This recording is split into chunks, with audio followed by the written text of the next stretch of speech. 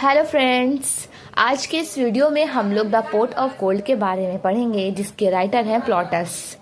ये स्टोरी हर स्टोरी से हट कर है। पहले जो हम लोग जितनी स्टोरी पढ़े हैं उसमें ये देखा जाता है कि हर में ये राजा महाराजा की स्टोरी होती है। राजा है, कोई महाराजा है, वो लोग रूल कर रहे हैं और कोई गॉड आकर उनकी हेल्प करते हैं।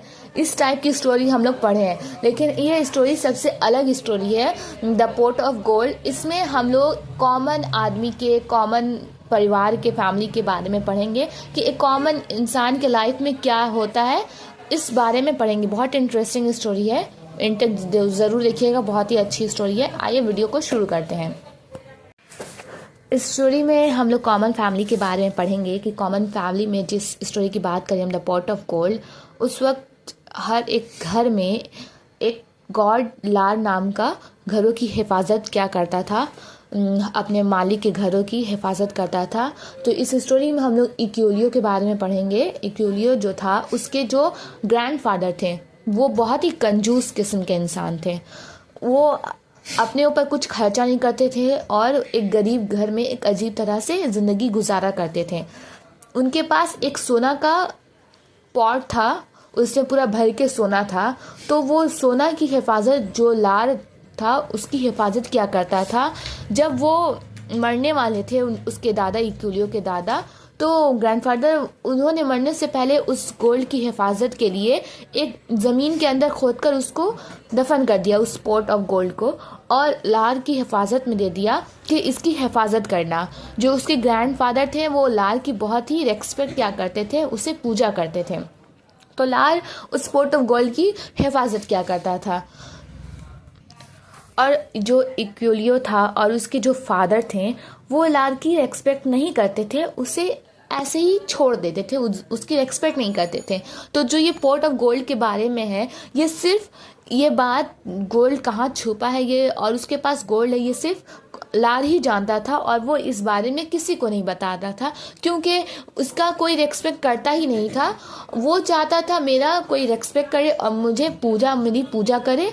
तो ऐसा ना तो इक्यूलियो करता था, ना उसके फादर करते थे। इसलिए उन्होंने आज तक लार ने अपने मालिक को इस बारे में नहीं बताया। लेकिन इक्यूलियो की जो एक डॉटर थी फेडरिया लार की बहुत ही रेस्पेक्ट क्या करती थी और उसे पूजा करती थी।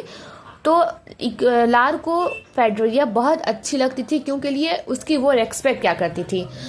दैट्स वाई लार जो है इक्यूलियो के कहने पर बता देता है पता कि वो पोर्ट ऑफ गोल्ड कहाँ है और कहाँ छुपाया गया है। उसे जब लार बताता है इक्यूलियो को इस बारे में, तो इक्यूलियो को उस वक्त विश्वास नहीं होता है। लेकिन जब वो जाकर वहाँ पर खोद कर निकालता है तो सच में वहाँ पर द पोर्ट ऑफ गोल्ड रहता है। और उसे देखने के बाद वो एकदम अजीब सा बावला जैसा हो जाता है कि इतने गरीब शख्स के पास जब इतनी बड़ी दौलत आती है तो वो थोड़ा बौखला जाता है। तो वो देखता है, एकदम उसे बहुत अच्छा लगता है, एकदम अपने में नहीं रहता है वो। अब यहाँ पर लार की कहानी बस यहाँ पर एंड हो, मतलब यहाँ पर उसके आगे कैरेक्टर नहीं है। अब उसके बाद यहाँ पर दूसरा कैरेक्टर, एक नया कैरेक्टर एंट्री करता है स्टोरी में, जो इक्यूलियो का नेबर है, इक्यूलियो के घर के बगल में रहता है। उसका नाम है मैगाडोरस है, और उसकी एक बहन है यूनोमिया। मैगाडोरस की बहन इनोमिया है, और इनोमिया का एक बेटा है जिसका नाम लाइकोनाइट्स है। तो जो मैगाडोरस है और उसकी जो बहन इनोमिया है, इनोमिया के अब ये लोग जो है उसके घर के नेबर बहुत ही अमीर इंसान थे, बहुत ही अमीर इंसान है, बहुत बड़ा बंगला है उन लोगों का। तो और जो मैगाडोरस है उसका घर का बगल में जो रहता है इक्यूलियो का, वो बहुत बूढ़ा है और उसने अभी तक शादी नहीं की है। वो इक्यूलियो का उम्र का है। तो जो मेगाडोरस की बहन है इनोमिया, उसका सिर्फ एक ही ख्वाहिश रहता है कि उसका भाई जो मेगाडोरस है उसकी शादी हो जाए। वो इस बारे में चिंतित रहती है, तो अपने भाई को बोलती है कि तुम शादी क्यों नहीं करते, मेरी बहुत ख्वाहिश है कि तुम्हारा भी घर बस जाए।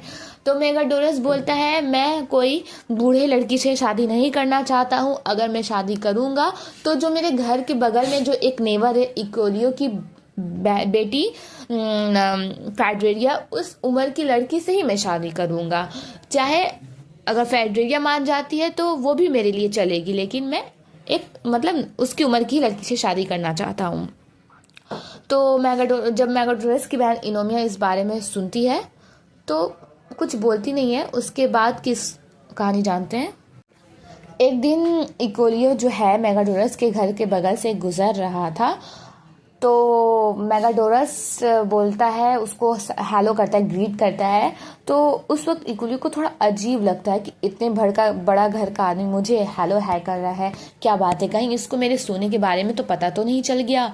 वो बहुत कंफ्यूज होने लगता है, दिमाग में घुमाने लगता है, कहीं इसको सोना के बारे में पता चल गया तभी मुझे ये हाय हेलो कर रहा है।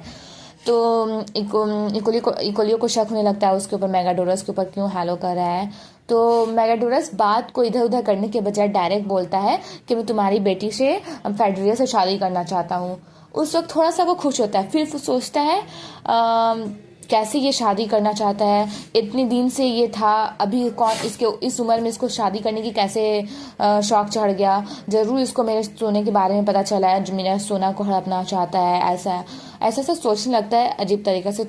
तो इकोलियो मैगाडोरस से बहुत सारे सवाल जवाब करने लगता है, क्यों शादी करना चाहते हो, क्या बात है क्या नहीं।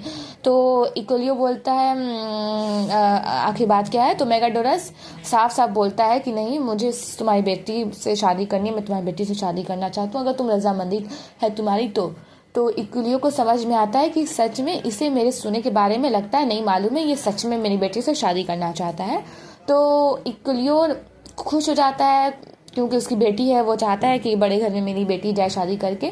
उसको उम्र से कोई मतलब नहीं रहता है। आप लोगों को बहुत अजीब लगेगा ये सुनकर कि एक उसके बाप की उम्र की लड़के से अपनी बेटी की शादी तय कर देता है कि मैं अब तुम्हारी बेटी से तुमसे अपनी बेटी की शादी करने के लिए तैयार हूँ। तो यहाँ पर उन लोगों के रिश्ता फिक्स हो जाता है शादी करने के लिए।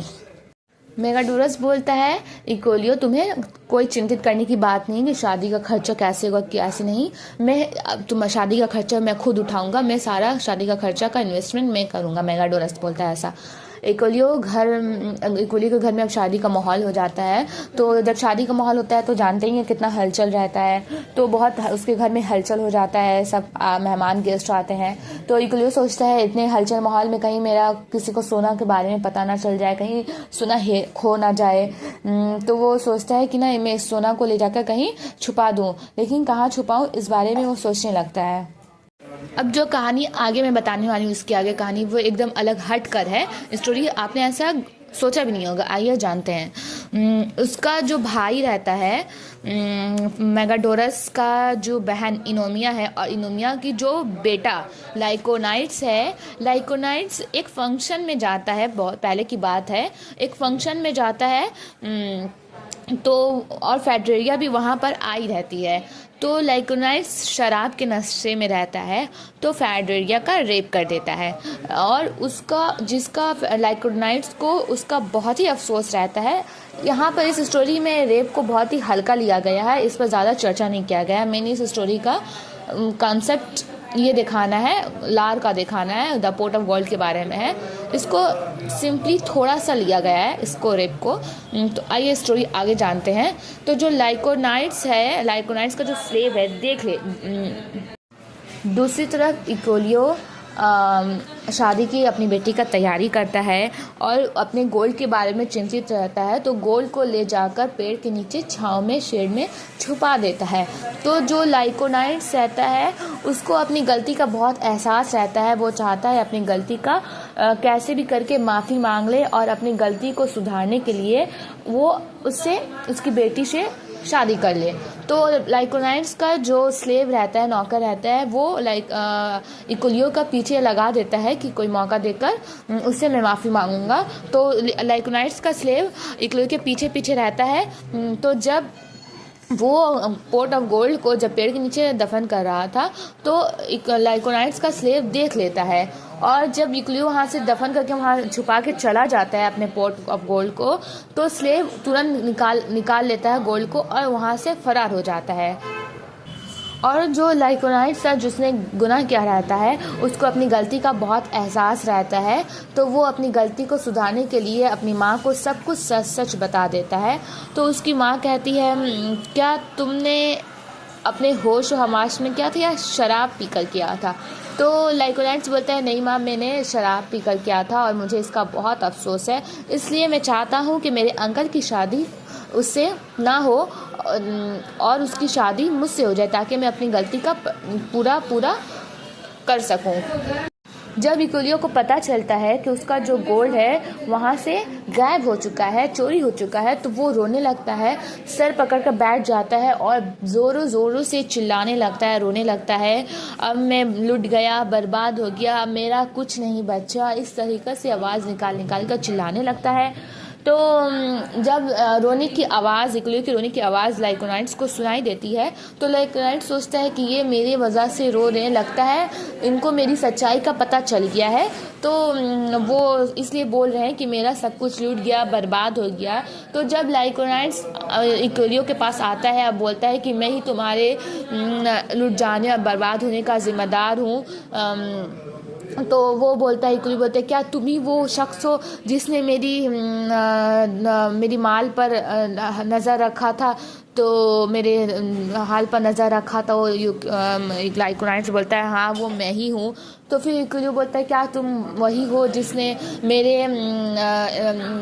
मेरे मतलब इस पर चाहत पर, इस पर नज़र रखा था। तो बोलता है हाँ मैं ही हूँ। फिर वो बोलता है कि क्या तुम ही हो जो उसने मेरी इतनी बड़ी चीज़ मुझसे चुरा ली। तो बोलता है हाँ वो मैं ही हूँ। तो वो और रोने लगता है, तुमने ऐसा क्यों किया, तुमने ऐसा क्यों किया, मैंने अपनी बेटी तुम्हारे अंकल को देने जा रहा हूँ, तुमने ऐसा हरकत करने की सोचा भी कैसे। तो इकुलियो बोलता है तो दो मेरे गोल्ड, मेरे सोने को कहाँ रखा है तुमने, क्यों इसे चोरी किया। तो लाइकोनाइट्स सोच पड़ जाता है, सोना, मैंने तो तुम्हारे सोना को नहीं चोरी किया। तो लाइकोनाइट्स कहता है तब तुम किसके बारे में बात कर रहे थे, तुमने मेरे सोने को चोरी किया है। तो इकुलियो बोलता है, लाइकोनाइट्स बोलता है मैं तो सोने की बात नहीं कर रहा था, मैंने तुम्हारे सोना को चोरी नहीं किया है। तो इकुलियो बोलता है तब तुम किस चोरी की बातें कर रहे थे और तुम क्या बोल रहे थे कि हाँ मैंने ही तुम्हारे लूट जाने का ज़िम्मेदार हूँ, कौन सी बात कर रहे थे। तो लाइकोनाइट्स बोलता है वो सब कुछ सच सच बता देता है कि मैं ही हूँ जो तुम्हारी बेटी का रेप किया हूँ। तो जब ये बात सुनता है इकुलियो तो एकदम शॉक्ड हो जाता है और ज़ोरों कतार से रोने लगता है, क्योंकि उसके साथ एक ही साथ दो आफत आ जाता है। बहुत ही रोने लगता है, इतना ज़ोरों कतार से रोने लगता है और लाइकोनाइट्स को वहाँ से मारकर भगा देता है, भाग जाओ यहाँ से, तुमने ये ज़रूरत भी कैसे की।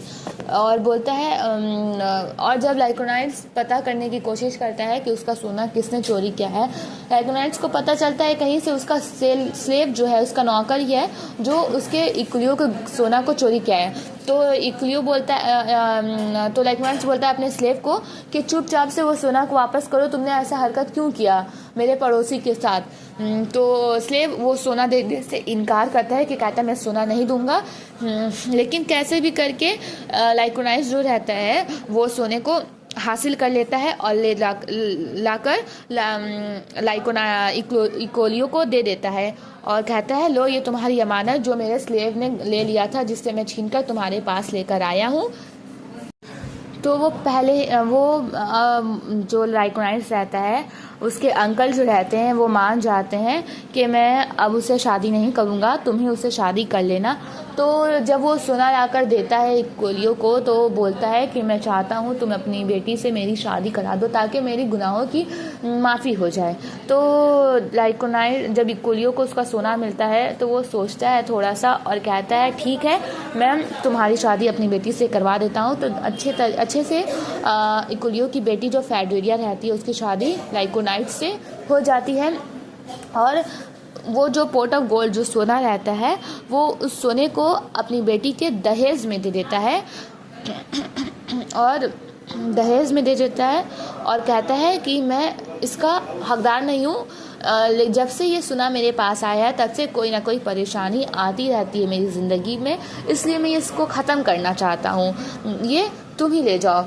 उसको दहेज में देता है। इस तरह से लोगों की कहानी की एंड हो जाती है। असल में ये कहानी लार की कहानी थी, जो लार चाहता था कि ये गोल्ड मैं उसको ही दूंगा जो मेरी पूजा करेगा, जो मेरा रेस्पेक्ट करेगा, मैं उसी को ये सोना दूंगा। तो देखा जाए तो घूम फिर कर अल्टीमेटली वो सोना जो उसकी बेटी उसका लाड की एक्सपेक्ट क्या करती थी, उसका पूजा क्या करती थी, घूम फिर कर वो सोना उसकी बेटी के पास ही आ जाता है। कहानी कैसी लगी वीडियो कमेंट करके ज़रूर बताएं और वीडियो को लाइक और सब्सक्राइब करना और शेयर करना ना भूलें। Thank you.